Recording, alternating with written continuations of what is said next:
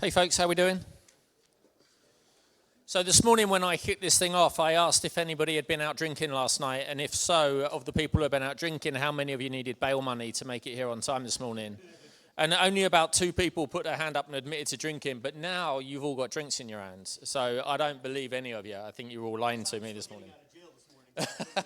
That's the best excuse. That's the best excuse I could have heard. So look, we're going to crack on with this panel. I speak to a lot of security leaders and security teams up and down the country, and something that seems to happen a lot to me is I speak to somebody and they're kind of like, I woke up this morning, yesterday I was a security analyst, and this morning I'm the CISO. Like, that, they just threw it at me. So this, to me, is a really good opportunity to actually ask some questions, to hear from people who have been in the job for a while, who are doing it, and get some actual insight from people who are actually in the role and executing on it every day. So it's a real opportunity. Let's make the best of it. The best thing we can do, I think, is start off with a panel. I'll ask them to introduce themselves because I'll just do a really bad job of it. So if we pass the microphone down to the end, and then Mark, if you start, and we'll work left to right. Wait, is this on? Good Lord. All right, I'm Mark Bruns. I'm from FirstBank here in town, like literally go 1 block this way and 4 blocks that way. So happy to be here, and a couple of my guys are all here with me. What do you Thanks. Do? I'm the CISO over there. Accidentally or somehow, but it actually is. CISO, wait, you're the accidental CISO? Yes, actually. Hi, I'm Robert Wagner, Field CISO for Fletch, and also co-founder of Hack for Kids. It's a charity that teaches kids about internet safety, security, and ethics. Thank you.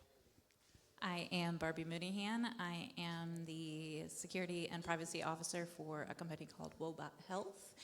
And I also am the president of the WESIS Tennessee affiliate and a co-president of the BISO affiliate as well for WESIS.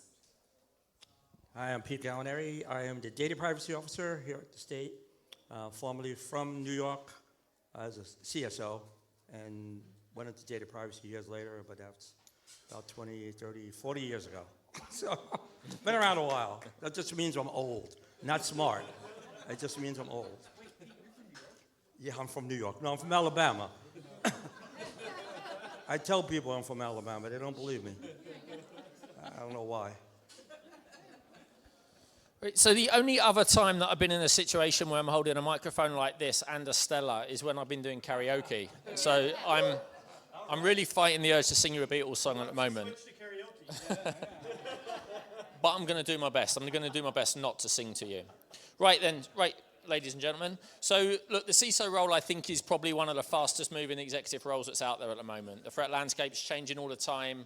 Business is changing all the time. We're constantly implementing new technology platforms within our businesses. So, you know, how do you feel about the way that you approach the role and the balance between being an executive leader and making decisions at the top of the company, but also the expectation that a lot of our employees have and a lot of the security team has, that the CISO is going to be a very technical person and is still going to be able to make those technical decisions. So I'm interested to know, what your balance is, the way that you look at the role, and how do you approach it. And I'll try not to do this every time, but we'll start with Mark. So I'll start off by saying it really matters on size, because when I started at the bank, we were significantly smaller, and I had to be really technical. Now we're 5 times as big, and I am the least technical person in my department. As a matter of fact, the person who is technical is standing back there, works with me. And now all I do is negotiate with managers and beg for resources. I mean, I'm strictly a salesperson now, and that's about it. It's just remarkable how much it changes as the organization gets larger. The amount of people you deal with actually gets smaller, and you have to fight not to have that happen. You can really get tied up in only talking to people at a certain level, and that doesn't help anybody, because security is top to bottom. Okay? Yeah, so tying onto that, I remember also, I've been in security 20 years, there used to be an argument whether or not a CISO should be technical or a business person, right? I don't think it's an argument anymore. If you're a CISO, you probably need to have better business acumen than you do the technical stuff. You still need to be able to understand what your engineers and architects are telling you. Right, you got to be able to tell the bullshit, but selling it. I knew a CISO at Bank of America that actually had on staff someone to build out the PowerPoint presentations for his board presentations, just so he could make a good enough impact on the board to sell the idea of what security is. I think another CISO that I know, Peter Schwacker, actually pointed out how consistent is the definition of CISO right now. Talk to 20 CISOs and ask them what the definition of the role is, and you'll probably get 20 different definitions. That doesn't happen with the CRO. That doesn't happen with the CEO. We know what to expect out of those. So standardization of the role, I think, is important as we evolve too. No, and I absolutely, as you go from, I started with the more technical round. And so as I started with the technical elements, I started in IT 20 plus years ago. But as I started moving up, my focus changed, obviously. So you do have the technical conversations and then you technical conversations, and then all of a sudden you go from IT focus to, well, not so much IT focus. Now I'm looking at the business focus. Now I'm looking at when I talk to my core leaders and the leaders at my realm, I'm talking about business movement, not security movement. I'm talking about the things that are going to be impactful 5 years from now, 10 years from now. And if you would have told me how many contracts I would have to read as a CISO, I don't know if I would have signed up for the job. No, I'm kidding. But I read a ton of contracts every single day, because those are, whenever we're creating those partnerships and we're creating those relationships with clients, with investors, with suppliers, things to that nature, those contracts matter as well. So yes, absolutely have to know enough to be able to build out an impactful team. I look for people that are going to be smarter than me in a room. Like if I'm the smartest person in the room and I am the only person that's like pulling the team forward, I've failed as a leader because I haven't accumulated the right talent within my organization. Of course, there's opportunities, right? There's still growing opportunities, and I have to make those opportunities. But I want to be able to hear the people that are reporting to me come to me and say, these are the things that I'm working on. I have to be able to calculate that and understand that and translate that back to the business from a risk perspective and also a business impact perspective. I don't agree with any of these guys. No, I'm only kidding. That's just my New York coming out. Basically, what they've said is very true. So because I've had both sides of the world. I was very lucky to be a CSO for many years in a financial district in New York City. I've been a privacy officer also for many years, which is the current role that I hold today. And it's funny, when the gentleman was speaking at lunch, they were talking about education, how much education should a CISO have, and should it have. I never went to college. I never went to college. Came straight out of high school, 18 years old, I started working on Wall Street. So touching everything right away and actually handling data, you really get to understand what the job and the role is at that point. And now, 48 years later, I don't speak about that too much. I started when I was 12, that's why. But Computers were made of wood back then. Hey. Basically, you're right. Yeah, it was. All right, guys. I told you I'm from New York. My cousin Vinny will find you. So that's all right. But what they were speaking of is very true, is that, remember we used to have just one doctor that took care of you? Remember those days? You had one doctor that took care of you. You don't have that anymore. Now if you sneeze a certain way or you have an aid care, you go see a specialist. Your doctor doesn't even want to see you anymore. So the role of a CISO, it's expanded all over the place. We can't be smart in every area. It's just not going to work. So you need to hire the right people that are intelligent in focused areas of what you need to do. Vulnerability management, disaster recovery, incident response handling, all these things, access control. You need people who really understand those areas. Now, as a leader, you need to be able to prioritize that based on your workloads. You might be doing compensating controls because you're not going to follow every policy. You're going to have exceptions to policy. When do you put an exception in, and who's going to take that risk? I'm not taking the risk because I'm not the owner of the data. So you're going to make sure whoever owns that data is taking that risk. But these are just little parts of what we're talking about here. Of you need people who have that background and mindset. So it's fun.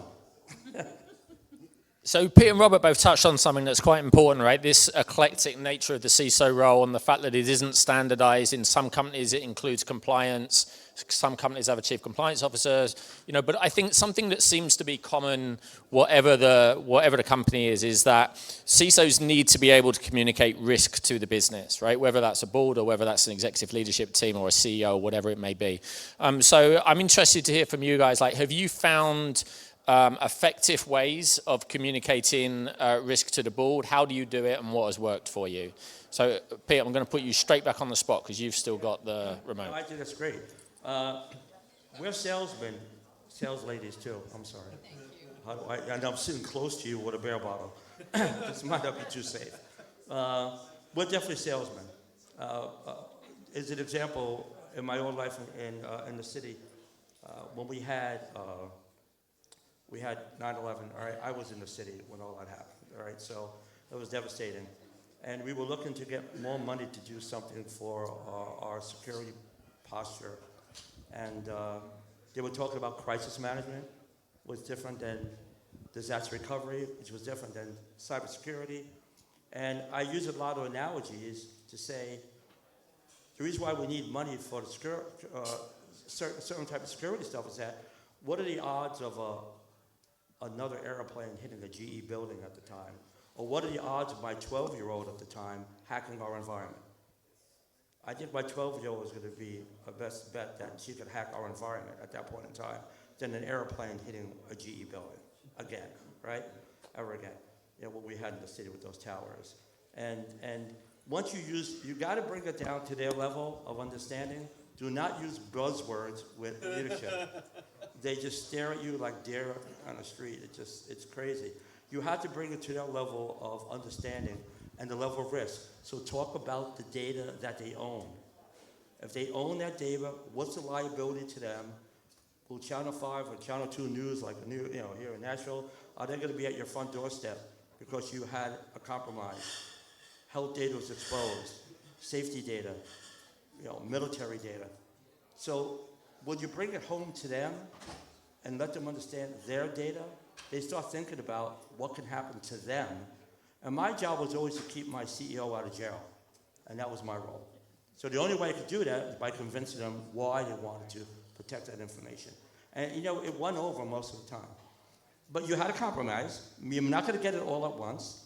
So you pick out of 175 items that are wrong, you pick 3, and you try to get your top 3 done. And that's about it. So. I like that, the prioritization and the risks and being able to, we talk about calculating risk, and it's so hard to be able to quantify, obviously, security risk. That's one of the reasons why there's so many companies that try to make so much money off of it. But really being able to talk to and quantify, maybe not even quantify in a value sense, but speak the language of the business. We just talked about there has to be a technical conversation to be able to translate the needs and the controls and things to that nature. But there also has to be a way to be able to talk to the leaders to be able to say this is why it's important. I think one of my favorite quotes here recently is my CEO. We were talking, and he looked at me and he goes, "Barbie, I want to tell you, I've never had any other leader come to me and say, oh my God, it's Barbie. This is going to be terrible." Instead, he's like, it's a very subtle difference, but they're like, "Oh my God, it's Barbie. We're going to have to fix it." And there's a very subtle difference there of those two things, and being able to really help the business.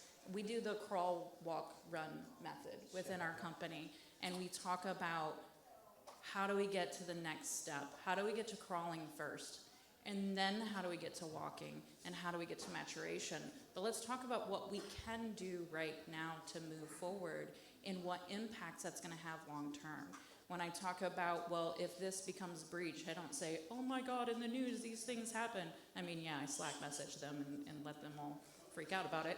But instead, I go to them and I say, this is going to be the privacy. This is the regulatory considerations that we have around it. This is the security. This is the elevated risk that we have. And then if this happens, we're going to have an elevated potential reputation impact. We're going to have contractual obligations that we're no longer going to be meeting. We're going to have compliance requirements that we're no longer meeting. And when I start listing those out, and then I start talking about the value and the financial impacts and the potential client impacts that we have, that's when they step back and they say, oh. And one of my favorite things that I do with my fellow leaders is I say, if we were to go with this decision and we were to go to talk to our users, if I were to have you go ask permission from the user right now, what would their answer be? Is it ethical? And if that conversation, because we're a very ethical company, we do depression and anxiety application, that you have to have trust, and you have to have that engagement for it to work. And if my users don't trust us because we did something super unethical, I'm failing the company, and so is the rest of the team. So we have those conversations as well. Let me say just one quick thing. Yeah. One quick word is risk tolerance. Yeah. Right, that's the word you have to use with leadership. It's without, you got to remember something. At the end of the day, it's not on you if they're going to accept the risk. But you make them sign that paper too. That they're willing. We have a whole acceptance, policy in place where if there's an exception, a leader has to sign off on that exception, and then it's off our plate at that point. I mean, they pay our paycheck. So if we did whatever we did on our due diligence to let them know what the risk level was, and whatever risk tolerance they want to take, that's up to them at the end of the day. I mean, you hate to see it go that way, you really do. So you try to sell it the best you can. Pete, this goes back to the old Mike Tyson phrase, which everybody's got to play until they get punched in the mouth. Everybody's got a risk tolerance until there's an issue. And then it magically changes. So one of the coolest ways I've seen to approach this, and the risk tolerance plays right into this, how many folks have seen or at least read or at least seen How to Measure Anything in Cybersecurity Risk by Douglas Hubbard? So it's an amazing book. He actually takes... Well, first thing he points out is we all suck at measuring risk. I mean, like bad. We're terrible at it, right? And the reason why is because unlike in actuarial risk and risk in the rest of the business, we don't have a method for estimating that's really good. In fact, in the studies that he's done, most of the things people use to measure risk, like the number of vulnerabilities, and that kind of thing, absolutely horrible.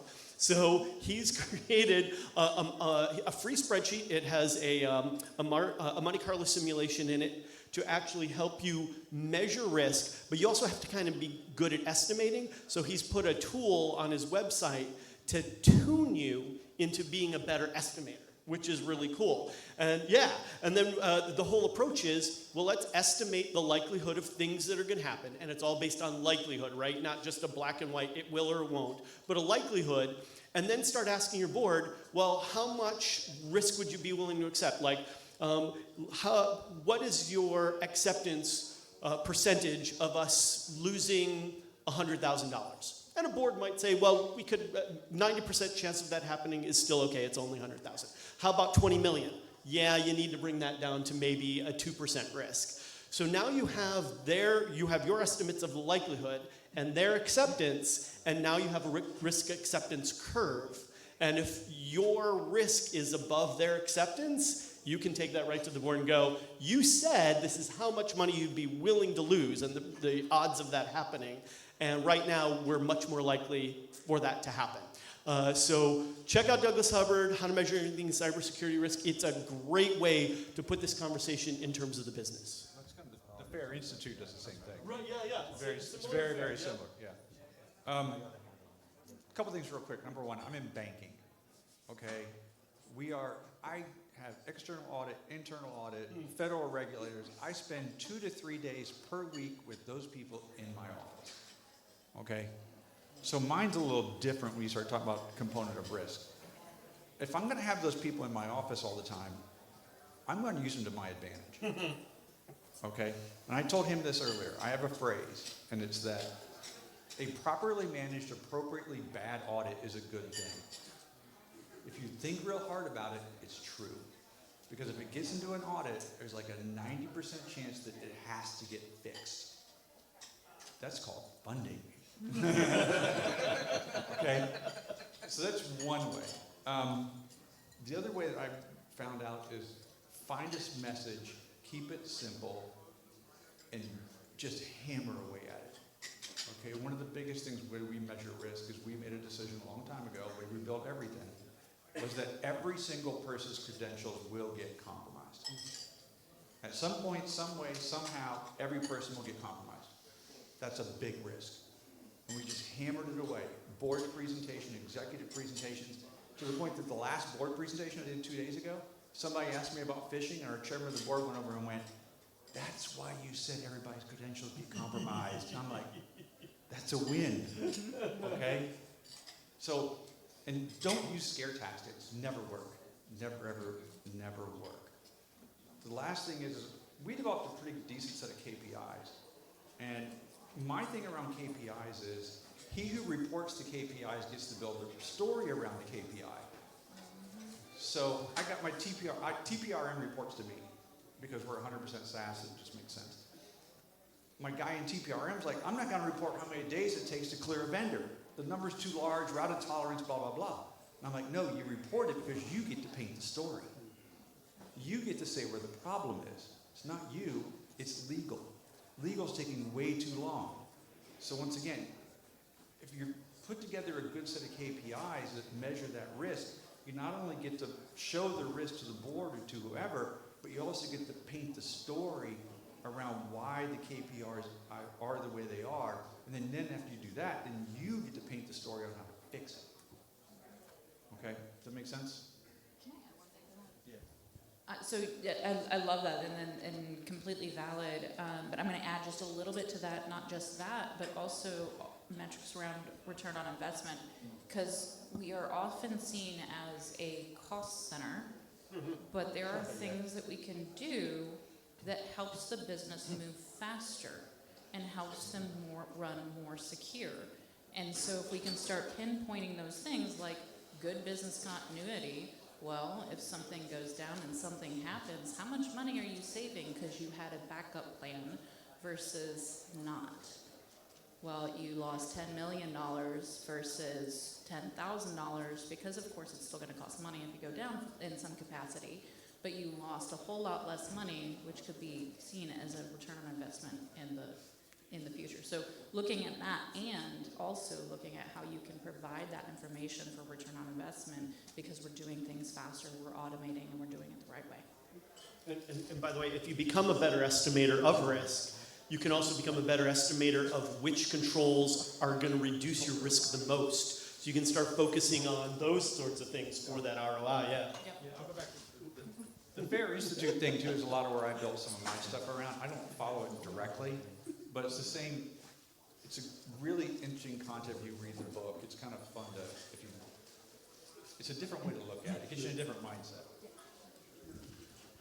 All right, now I'm going to put my other hat on. So now I put my data privacy hat on.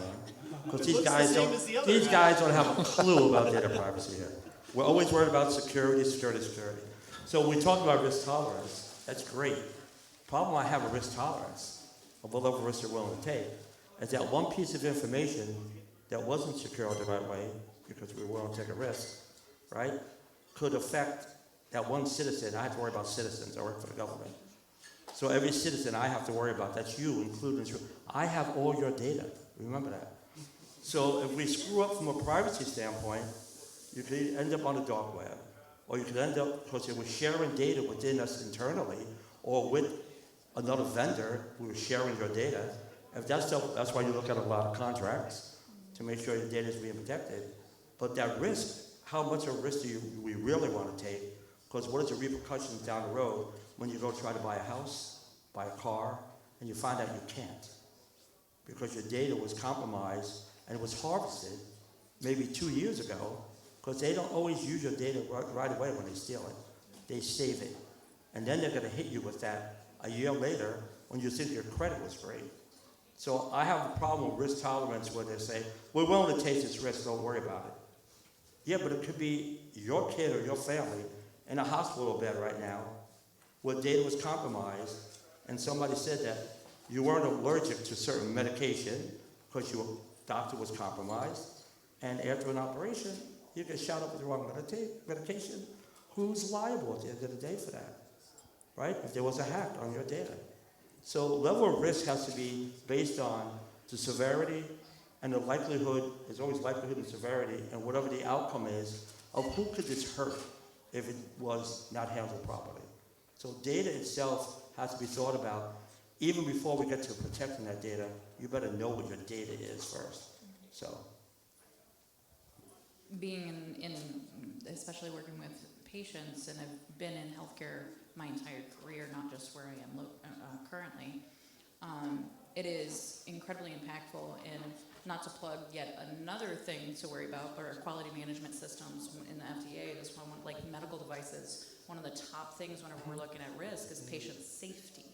That is number one in priority. And then we kind of look beyond that and we keep going down the list. But patient safety is a huge indicator in our risk analysis, including our cybersecurity risk assessments.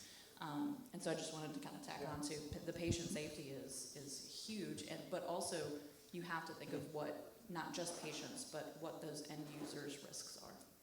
See, next time I ask this question, I'm just going to go risk, go. and then take a seat and chill out for a little while.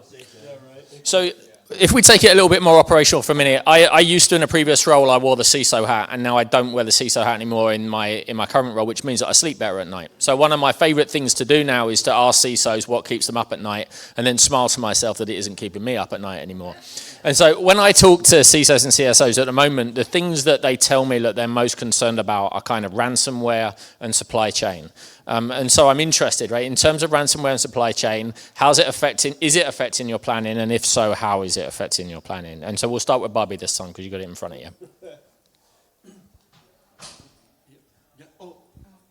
I thought you said Bobby. no, it's his accent.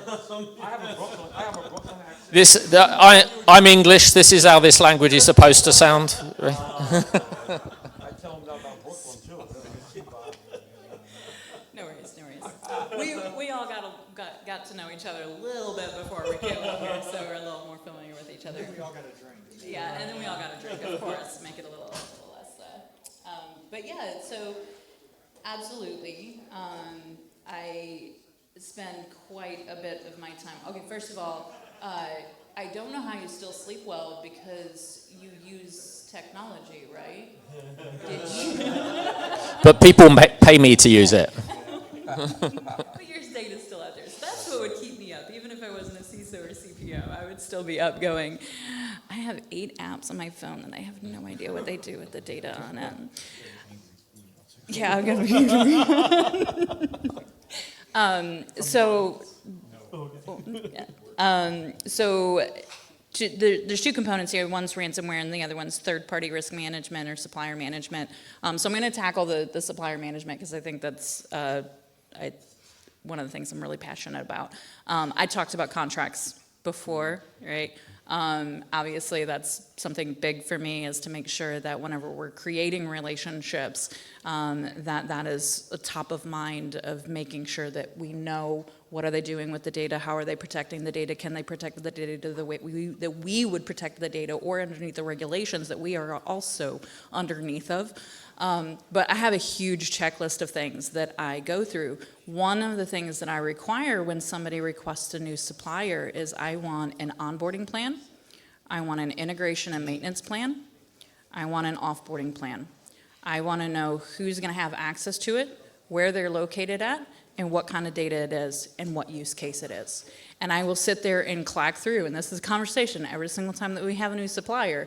This is the conversation that we're having, because I'm doing analysis and I'm doing risk assessments to make sure that the company is protected. And then if in the event that we do disconnect or terminate that relationship, I know, or my company knows, I know what accounts were created, I know what integration was performed, I know what service accounts were created. I know what keys were created, if there was any infrastructure that was set up, and then we start terming them. And then we also make sure that we understand what data did they have, where was it located at, and how is that data going to get back to us. And so in every single one of them, that onboarding, maintenance, the integration, and the offboarding plan saves us a lot of trouble, especially down the road when they come back and they're like, hey, I want to retire a supplier. And I'm like, all right, well, this is what we created the plan for. Let's go start going through it.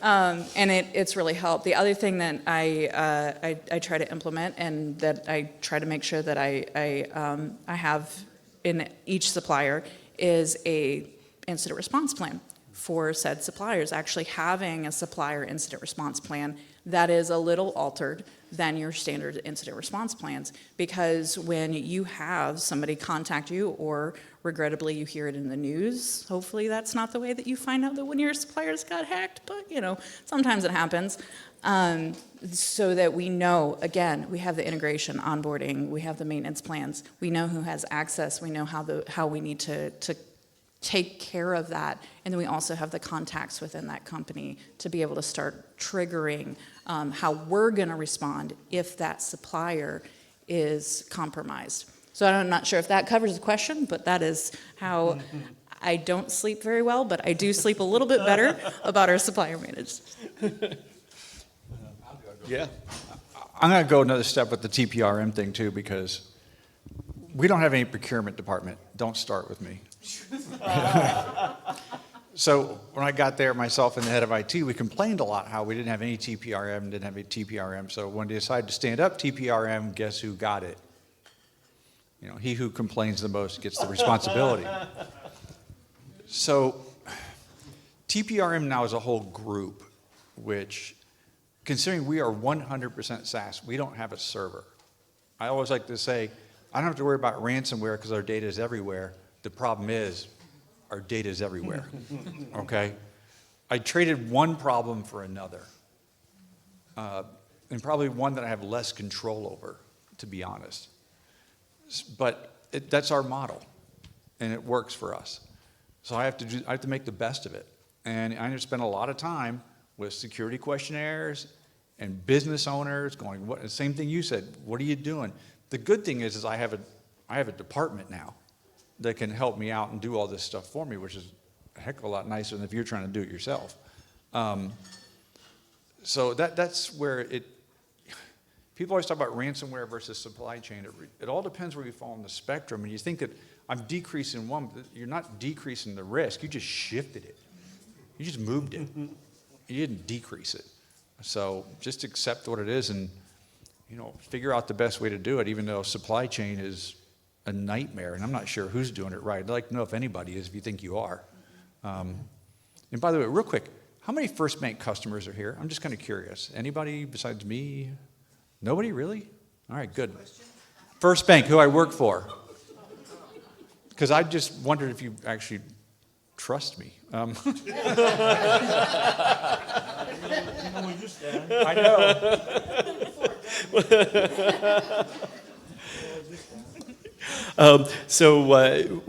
My current role, I actually serve as sort of a fractional CISO for our company's clients. We have a security tool focused on small to medium enterprises that can't afford a CISO or even a security team. A lot of times they have a couple of security people, IT people that have been told, oh, you need to do that security stuff too. and right, who here has had to wear that hat? Yeah. And what I can tell you, what's keeping them up is, will one incident put them out of business? Like just the cost of proper disclosure, if they're in a vertical required to do it, could put them out of business. The legal costs alone could put them out of business. So that's what keeps me up at night about them. I think the other thing that's really serious right now is, again, with all the changes over the last 5 years, as far as the supply chain goes, the whole app development chain has really gone. We all talked about rogue IT, right, 5-10 years ago, and where was all that rogue IT? Now it's rogue dev. right? Yep. The devs need to get that app up, and they have to. I mean, that's the business right now. And as we move to more and more product is code, that's going to be a big issue. And guess what? We learned nothing over the last 20 years when it comes to app security, application security, right? The exact same stupidity that we did when we were developing web apps, same thing with APIs now. It's insane. There's literally no controls. SQL injection has reared its ugly head again in API endpoints, and that's just going to get worse and worse and worse.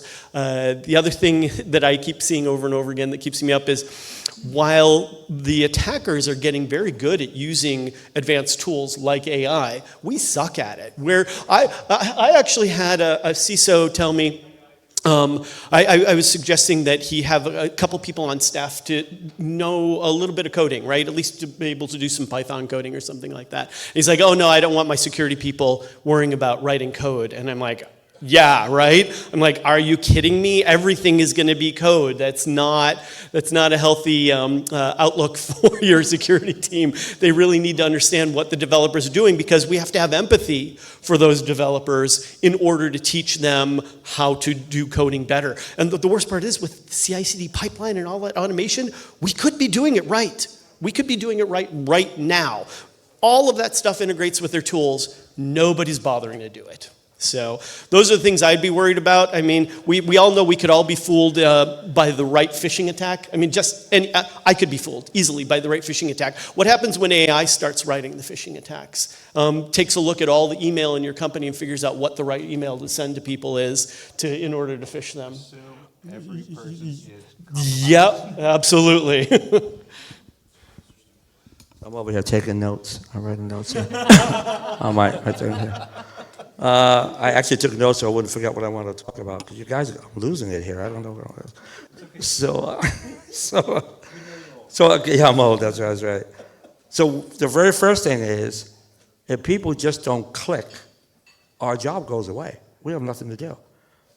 People just click on everything they get. They get something in the email that says, I was at a party with you yesterday. I got pictures. Just click on this. And they do. It didn't come from the person they thought it was supposed to come from, right? So it's education awareness, number one. That's just not happening the right way. I talk about, from a data privacy standpoint, I'm doing a whole new program right now at the state, and it's really privacy by design, or called privacy engineering. It's a cultural change in all environments that is not happening in any company today. And it's a major cultural change. You were talking about developers. Until you embed, or a developer, I used to be a programmer 9 million years ago, but when I was told to program something, I didn't care about the data. All I cared about is when you pressed a button, you went here, and then you went there, and you went there, and my job was done. Nowadays, the developer can't think like that anymore. They need to understand the repercussions of when you press that button. Where's the data going? Where did it come from? All the downstream and upstream effects of the data. And security is no different. It's security by design also. It's a cultural change within your environments that are going to really help you move the needle until you can change that culture. It's very easy to buy an appliance. It's so easy to put in a firewall. It really is. It's not even that expensive anymore. But to change what somebody's been doing for 20 years the wrong way and tell me you need to change what you're doing, the mindset, not that easy, right? And you know, from healthcare, I worked with 3 hospitals, and to tell a doctor that he had to change his password, and he goes, I'll tell my assistant because she takes care of my passwords. So already you're lost. You're already done at that point, right? So if you don't change that, I don't care what technology you put out there, you can't fix, we call it stupid, right? You can't fix that. There's no technology that's ever going to fix that. So if you don't make a cultural change and really talk to everybody at the right level to understand the level of risk, if they don't do this, it's going to hurt something. And until they get that, that's what scares me the most, is that people are not listening or even being educated by their own businesses the right way today. I'll admit, Pete, that's one of my favorite topics, and we all deal with it. It's like, I don't want to use that word, but what's the most ridiculous thing you've heard from somebody? Okay? I had a title company call me up and say, please put all of our email to us through the secure portal because we know our email has been compromised and we're not going to fix it. How do you reply to that? We put all their email through the secure portal. I mean, but you're like, really? And that's where all of us, we can only do so much. It's back to the right mindset when you have people like that who just don't care. And sometimes it's like, are we fighting a losing battle? But Yes. but That's why we have a job. yeah, that's true.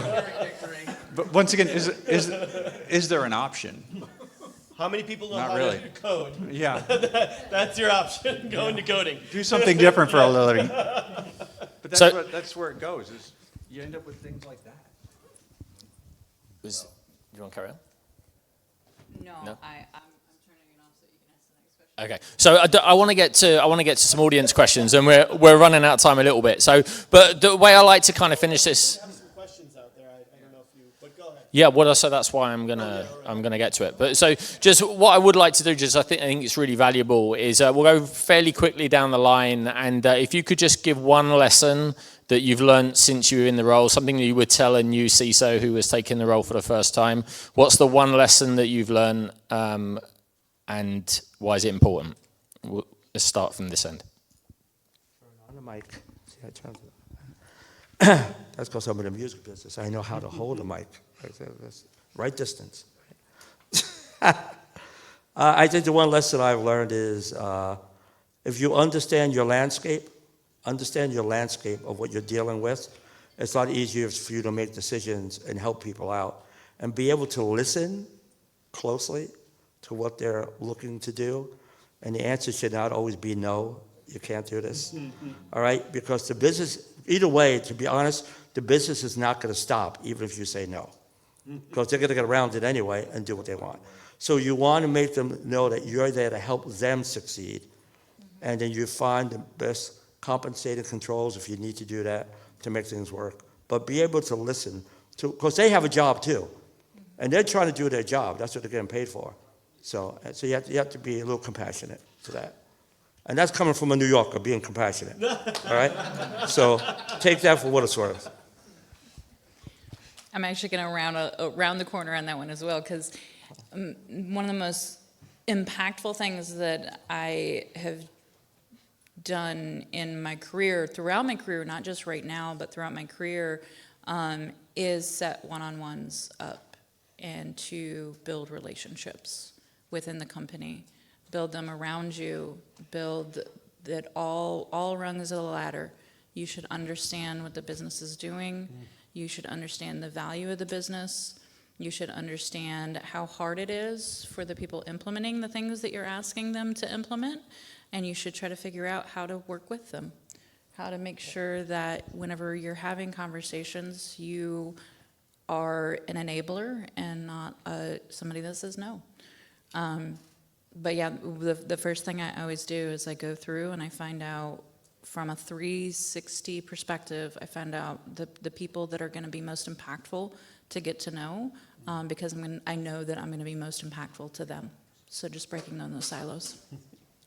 So they took the best ones. No, so empathy and how the business runs, I would definitely say are the two biggest. If I were to go with another one, especially in a larger organization, why don't we have chief asset officers?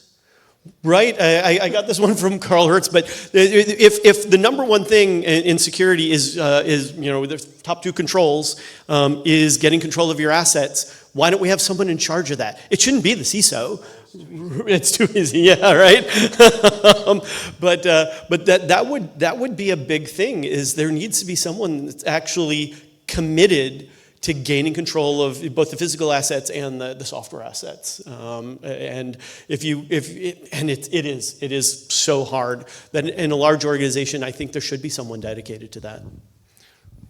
So I'll go the same way as some of the stuff they said, which is, I term it a little differently, which is know who the people who are your supporters. Like for me, I got to know real quickly that it was going to be the general counsel, the CFO, and audit in my position. Those are the people that if I need stuff done, I go to them for help because they understand. Not legal? No, legal's in there. GC and I, trust me.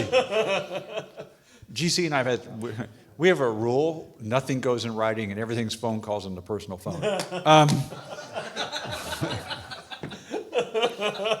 why nobody hears it. Yeah, I know. The other thing I learned a while back is when stuff goes sideways, never panic. Yeah.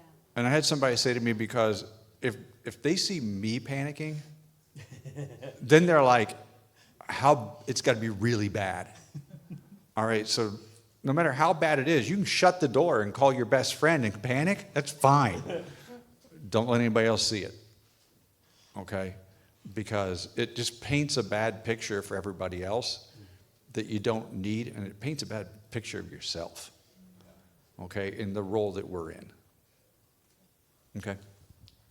Actually, I want to tag it to that because I will 100% be honest and vulnerable in this situation.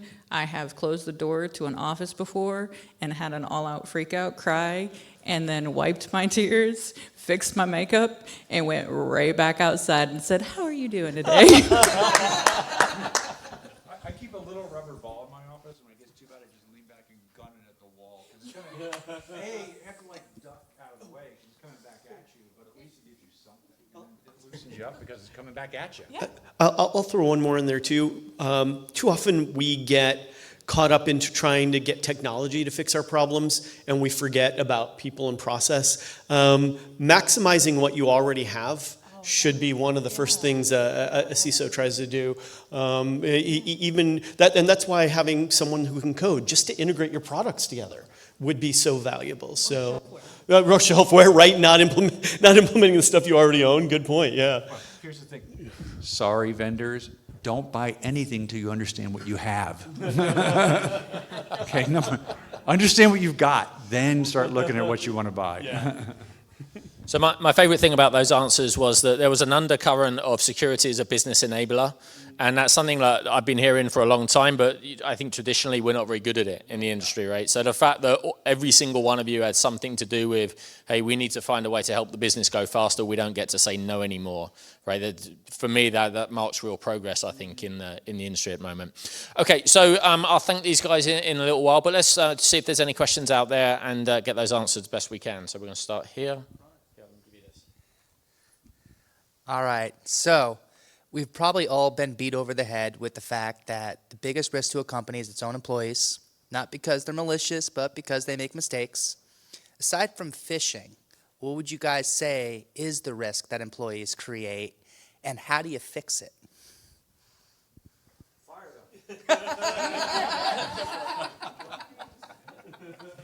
Problem resolved.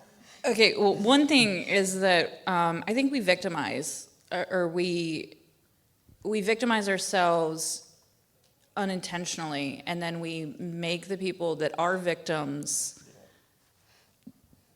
at fault. And I think that's... Afraid to tell us, too. Yeah, and it makes them afraid to tell us. And so then it becomes a bigger problem because then it's 3 months from now and they didn't tell us that they accidentally sent the email or that they downloaded a repository. Or, yeah, exactly. So, I mean, one, I do like that, it's going back to the business enablement and seeing it from a different perspective of it's not, I'm failing my people if I'm not making sure that they feel welcome enough to be able to have those conversations with me if they make a mistake. And that's one of the biggest real threats beyond like phishing and things to that nature. We need to put the processes, the technology, and the tools in place for our people or workforce members to be able to be protected against making those mistakes, one. And then to feel comfortable enough to say, hey, I made a mistake. And then to be able to have a conversation Which goes around back to it. the empathy thing Yeah, again, right? it goes right back to the empathy. People relationship. Well, it's back to the people relationship conversation. I mean, 3 years ago, I did a trip. I did 26 branches in 5 days. It was exhausting. However, I still today have people who are not afraid to hit me up on Teams and go, hey, I think I have a problem. I'll live with that every single day. Because to hear I think I have a problem is the first start to getting everything else fixed. One of the coolest ideas I've seen to fix it, so I go present and attend a lot of HackerCons. And one of my friends, his hacker handle is Ben10, but it's Ben0XA. You can Google him. He did a great presentation on how he improved his users' security awareness. And instead of doing those videos that we all want to rub our glass in our eyes rather than actually watch, they're terrible, right? You have to do them for compliance, but they are god-awful. Instead, well, in addition, he set up a way to gamify security awareness. And it was a simple approach. Now, in a large organization, you might have to break this down into business units, but the idea was, hey, users, you know all those security awareness things we've been trying to teach you about? Well, we're gonna have a contest, and anybody that reports any one particular security thing out there, and you'll see them showing up, gets like a $5 gift card. At the end of the week, I'm gonna keep score, and whoever reports the most things gets a $200 gift card. By midweek, people were trash talking. They're like, "You're going down. I'm totally going to win this contest." They started reporting things like the CFO walking through the organization without their badge on, because that's against policy, right? They reported a strange black box outside one of the side doors. Yeah, it was a rodent control box, but the best one happened 15 minutes after he announced the competition. He gets this very excited phone call. This woman's like, "Hey, Ben, I found one of the things." He's like, "One of what things?" And she's like, "One of the things you said with the security and the stuff." And after he removed his palm from his face, he said, "We really haven't started yet. What are you seeing?" And she's like, "Oh, well, this thing comes up every once in a while and says, click here to authorize access." Or yeah, he had turned his people, right? He had turned his people into carbon-based intrusion detection systems. Right out of the gate, and they had fun doing it. Now, I will warn you. There's the key. Have fun. They had fun, right, yeah. Find a way to make it, if you can find a way to make it fun. I mean, even like when we get people who are successful fishing, I send out notes to them, and every month I try to put a little something in it. Make it fun, make it interesting, get their attention. Okay? And that's half the battle. Yeah. Get their attention. Give them to read the damn email. Right? So I'll add one real fast. So, you know, you can tell from the tired look on all of the guys' faces that like they assume that that's going to happen, right? So that you assume that people are going to make mistakes. You assume that technology will fail. You assume that compromises will happen. So the question really then becomes, what do you do? Right? So when I was wearing the hat, for me, there were two questions that I used to ask myself. And if I could answer yes to these two questions, I knew I could sleep at night. Right? So the first question is, if I was being attacked, would I know I was being attacked? So, all right, someone got phished, credentials got stolen, now I'm being attacked. Do I have visibility in place? Do I have technology in place? Do I have eyes on glass? Do I have what I need to know that I'm being attacked? Second question is, if I was being attacked, would I be able to do anything about it? Right? Do I know how to respond? Do I have the expertise in place? Do I have the automation in place to be able to deal with that when it happens? If you can answer the yes to those two questions, then the fact that people use password as a password, I wouldn't say it doesn't matter anymore, but it's less impactful to the business, right? Which is what it's all about. Okay, go ahead, Pete. Forgot to turn on the mic again. The only thing I want to add to that is also make sure you're putting your people in the right position to do their job.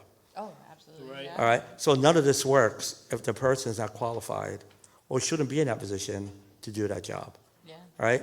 You're not making them successful, and right? It's going to hurt them, and then it hurts the business at the same time. So you got to know your people. You got to know who you're placing in that role, because then they're going to know how to react to exactly the things that you just stated. Mm-hmm. But if they don't know how to do that, you're not doing them any justice by not educating and training and the awareness of what they need to do to react. So that makes them successful. Yeah. Okay, any more questions? So this goes along the lines of what the panel mentioned earlier today, and is that you'd rather be surrounded by people that are SMEs on domains that you may not necessarily be, just to make a cohesive team. And obviously there are some leaders that are better than others. Like past leaders I've had have been super direct, saying, Carlos, what do you think we can make adjustments on? What feedback do you have on everything we're doing? But some others are not necessarily that proactive. what's the best way for a subordinate to bring positive criticism or good willing criticism to something that is going on the department to you guys as a CISO?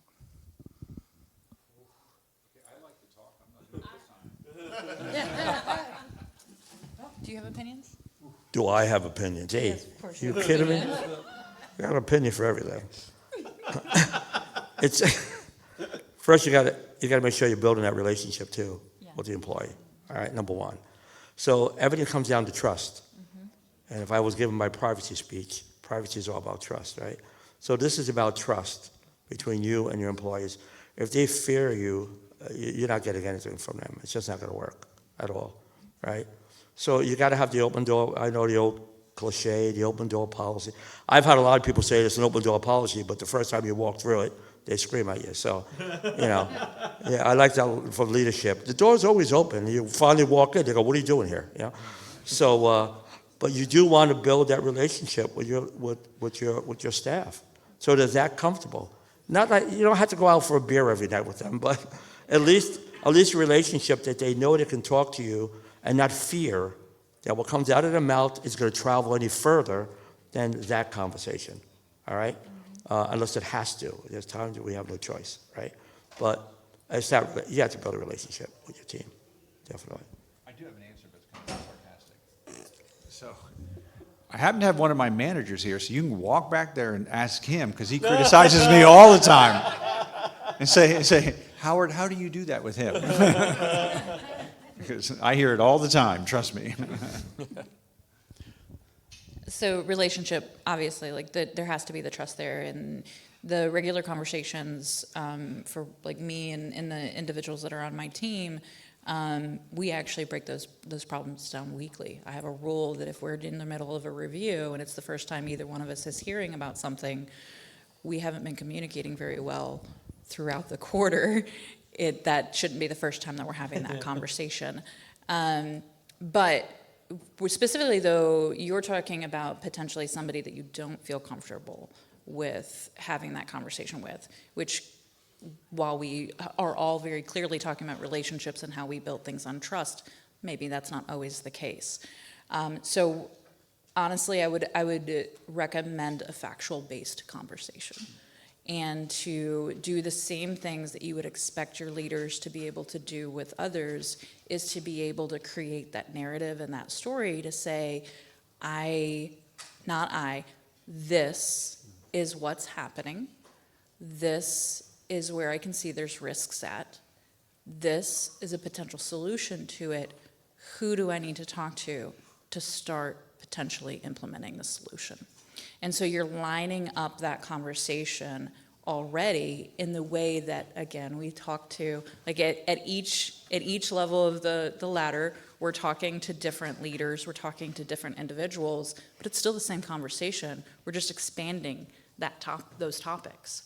So if you're having those conversations in very factual statements, not in an accusatory manner, that's a safe place for your leader as well, because your leader can then say, okay, I see this, I hear this, and if you already have a potential solution, they may come back and say, let's not try this, or we can't do this at this time, we have to prioritize this, but it's still said, and you can try to continue to make movement on it. Personally, I'm more scared if you're saying yes to me all the time. Yeah. Way more scared if you're saying yes all the time. I want somebody pushing back on me. I'm not that smart. Well, we know that. Or just quit. I heard smart people. Yeah, if the environment's that hostile, you can always get another job. That's the awesome thing about InfoSec, right? So my beer's almost gone, which is a clear indicator that we're almost out of time. We'll probably do one more question. Is there any more? No more questions? Okay, well, in that case, put your hands together and thank the panel, please. You've been wonderful.